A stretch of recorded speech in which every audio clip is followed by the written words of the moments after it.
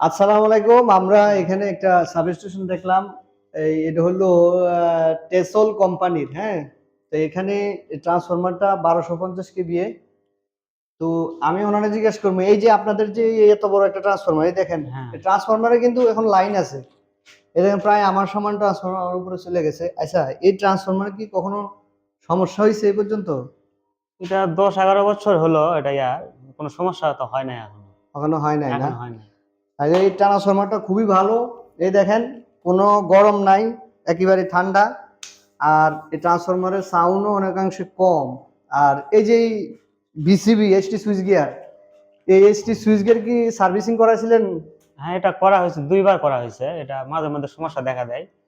ও, নেওয়ার পর থেকে 2 বার সার্ভিসিং করা হয়েছে এটা। ঠিক আছে।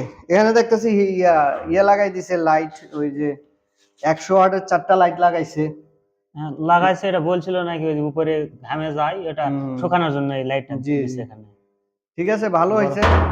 এগুলা আমি লাগাই দিয়ে গেছিলাম, মনে আছে আপনার? কতটা এই খেয়াল যে হচ্ছে না। এই যে হিটার, এই যে টাইমার সিস্টেম করে দিছি, হ্যাঁ, নির্দিষ্ট ওই সময়ে অন অফ নির্দিষ্ট হবে। সময় আছে। হ্যাঁ, এই যে হয় রাখা অফ অফ হয়ে করে, যায় অটোমেটিক। এই যে অন করে দিলাম, নির্দিষ্ট টাইমে সে চলবে, আবার বন্ধ হয়ে যাবে। আর যে আজকে যে আমরা যে পাওয়ার পাওয়ার ফ্যাক্টরে যে কাজ করলাম, এখন আপনি সব বুঝছেন তো? হ্যাঁ, এটা বুঝছি। এখন এই পাওয়ার ফ্যাক্টর নোড, যখন আপনার ফ্যাক্টরিতে কোনো লোড থাকবে না, হ্যাঁ, তখন কিন্তু এখানে অ্যালার্ম সিগন্যাল দেবে। অ্যালার্ম সিগন্যাল মানে হচ্ছে এখানে কোনো প্রকার লোড নাই লোড এখন। দেওয়া নাই। যখন আপনি মোটরগুলা বা ইন্ডাকটিভ লোডগুলা দেওয়া শুরু করবেন, তখন আবার পাওয়ার ফ্যাক্টরটা ঠিকভাবে কাজ করবে। এখন আজকে যেভাবে সার্ভিসিং করে দিয়ে গেলাম, সব কালকে দিনের বেলা সব পাই পরিষ্কার করে রাখবেন, পারবেন না? হ্যাঁ, পারবো। আর এখানে সব সময় আসবেন, এখানে তালা মেরে দিয়া একবারও চলে যাবেন না, সব সময় এখানে আসবেন। আপনি বুঝছেন তো সবকিছু, হ্যাঁ, ঠিক আছে। কিভাবে বন্ধ করতে হয়, কিভাবে অন করতে হয়? হ্যাঁ, সেটা দেখছি আমি পারবো। ঠিক আছে। তো আমরা অনেক সময় এতে এরকম টেকনিশিয়ান বা ইঞ্জিনিয়াররা থাকে বা ফোরম্যান থাকে, তাদেরকে বুঝিয়ে দিয়ে যায়। তারপরেও ওনারা কিন্তু আসতে চায় না। কেন আসতে চায় না জানি না, ভয়ে আসতে চায় না, নাকি দায়বদ্ধতা থাকে এই জন্য আসতে চায় না। আমি বলবো সাব স্টেশনের ভিতরে প্রত্যেক দিন একবার হলে আইসা সবকিছু মেনটেন করা দরকার, সব ঠিক আছে কিনা, বা কাজ সবগুলা ঠিকভাবে কাজ করতেছে কিনা, এগুলা দেখা উচিত একজন চেক করা উচিত। টেকনিশিয়ান, হ্যাঁ, একজন ফোরম্যান, একজন ইঞ্জিনিয়ারের। তাই আমি বলবো আপনারা সাব স্টেশন রে এবং কি বিশেষ করে পাওয়ার ফ্যাক্টরের দিকে নজর দিবেন যে পাওয়ার ফ্যাক্টর ঠিকভাবে কাজ করছে কিনা। এই যে পাওয়ার ফ্যাক্টর, এখানে প্রায় 1.5 লক্ষ টাকা ওনারা মাসুল গুনতে হয়েছে এক মাসে।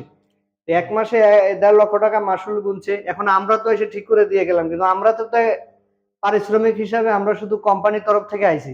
হ্যাঁ। এখন তারা আমরা ভালো কাজ করে দিল, আমাদের তো কোনো আলাদা হাদিয়াটা দিয়ে দেয় না, দেয়? তা আমি বলবো আপনারা পাওয়ার ফ্যাক্টরের দিকে নজর দিবেন, পাওয়ার ফ্যাক্টরটা সুন্দরভাবে কাজ করে কিনা খেয়াল রাখবেন। যদি ভালো মনে না হয় আমাদেরকে ফোন দিবেন, ফোন দিয়া মোবাইলের মাধ্যমে যোগাযোগ করবেন, অনলাইনের যোগ, ভিডিও পাঠাই দিবেন, ছবি পাঠাই দিবেন, আমরা ফোনে ফোনে আপনাদেরকে সমাধান দিয়ে দেবো, তাই না? হ্যাঁ, হ্যাঁ, ঠিক আছে।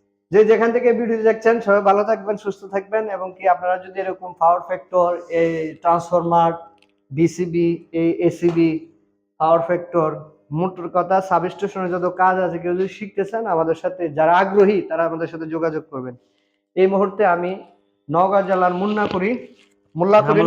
হ্যাঁ, মোল্লাকুড়ি বাজারের বিক্রমপুর অটো রাইস মিল থেকে এই ভিডিওটা সম্প্রচার করছি। যে যেখান থেকে দেখছেন ভালো থাকবেন, সুস্থ থাকবেন, অন্যকেও ভালো রাখবেন।